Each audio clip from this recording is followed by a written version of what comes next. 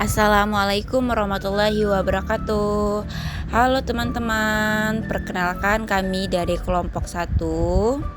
Kami di sini akan melakukan tugas praktikum IPA di SD, yaitu pada modul 7 optik dengan kegiatan praktikum 1 sifat cahaya dan kegiatan praktikum 2 lensa cembung dan cermin cekung. Selamat menyaksikan.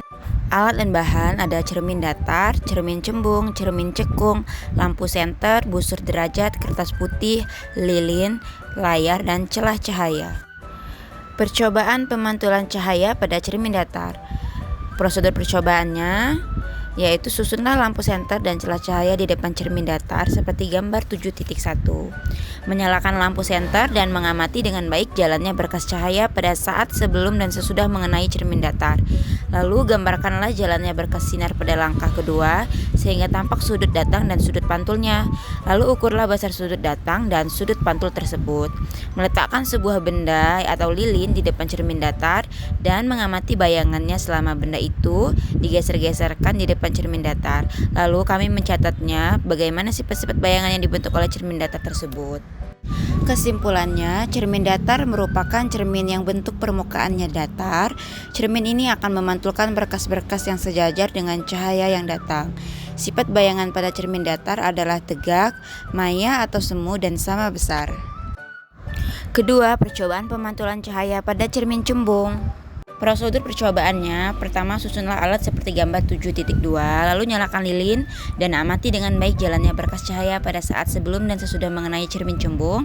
Lalu gambarkanlah jalan berkas sinar pada langkah 2 sehingga nampak sudut datang dan sudut pantulnya serta bayangan yang terbentuk. Lalu kami mencatat bagaimana sifat-sifat bayangan yang dibentuk oleh cermin cembung tersebut. Kesimpulannya, cermin cembung adalah cermin yang memiliki permukaan melengkung keluar. Cermin cembung disebut juga sebagai cermin negatif karena sifat divergen yang cerminan. Artinya, cermin cembung dapat menyebarkan sinar dan cahaya. Sifat bayangan cermin cembung yaitu satu tegak, diperkecil, maya, dan semu. Lalu yang ketiga, percobaan pemantulan cahaya pada cermin cekung. Prosedur percobaannya, pertama susunlah alat seperti gambar 7.3, lalu nyalakan lilin dan amati dengan baik jalannya berkas cahaya pada saat sebelum dan sesudah mengenai cermin cekung. Lalu menggambarkanlah jalan berkas sinar pada langkah 2 sehingga tampak sudut datang dan sudut pantulnya serta bayangan yang terbentuk. Lalu catatlah bagaimana sifat-sifat bayangan yang dibentuk oleh cermin cekung tersebut.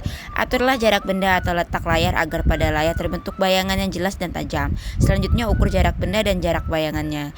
Jika benda di depan cermin cekung terus digeser menjauhi cermin, maka pada jarak tertentu bayangan benda akan menghilang atau tidak tampak. Ukur jarak benda dari cermin cekung dan keadaan tersebut.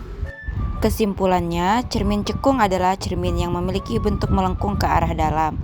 Cermin cekung ini tidak menghasilkan bayangan yang sejajar. Proses pemantulan cahayanya pun terjadi saat cahaya yang dipantulkan mendekati titik fokus cermin. Sifat bayangan cermin cekung tergantung pada letak benda, yaitu 1. Jika benda diletakkan di ruang 1, bayangan akan bersifat maya, tegak, dan diperbesar. Kedua, jika benda diletakkan di ruang 2, bayangan akan bersifat nyata, terbalik, dan diperbesar. Ketiga, jika benda diletakkan di ruang 3, bayangan akan bersifat nyata, terbalik, dan diperkecil. Selanjutnya, kegiatan praktikum 2 yaitu lensa cembung dan cermin cekung. Alat dan bahan masih sama seperti tadi. Pertama, percobaan lensa cembung. Susunlah lensa pada dudukannya dan letakkan di antara layar dan sumber cahaya seperti gambar 7.7. Nyalakan sumber cahaya, kemudian aturlah posisi benda dan lensa agar pada layar terbentuk bayangan yang paling tajam. Ukurlah jarak benda dan jarak bayangannya. Ulangi percobaan beberapa kali dengan kedudukan benda yang berbeda. Kedua, percobaan cermin cekung. Susunlah alat seperti gambar 7.8, lalu nyalakan sumber cahaya dan aturlah kedudukan benda dan layar agar pada layar terbentuk bayangan paling tajam. Ukurlah jarak benda dan jarak bayangan. Ulangi percobaan beberapa kali dengan kedudukan benda yang berbeda. Berdasarkan pengamatan yang telah dilakukan, dapat disimpulkan bahwa 1. Semakin jauh jarak fokus, maka keakuratan atau kekuatan lensa semakin kecil. Kedua, semakin dekat jarak fokus, maka keakuratan atau kekuatan lensa semakin besar. Ketiga, titik api lensa positif cembung merupakan titik potong berkas sinar bias jika sumber cahaya berada jauh tak terhingga.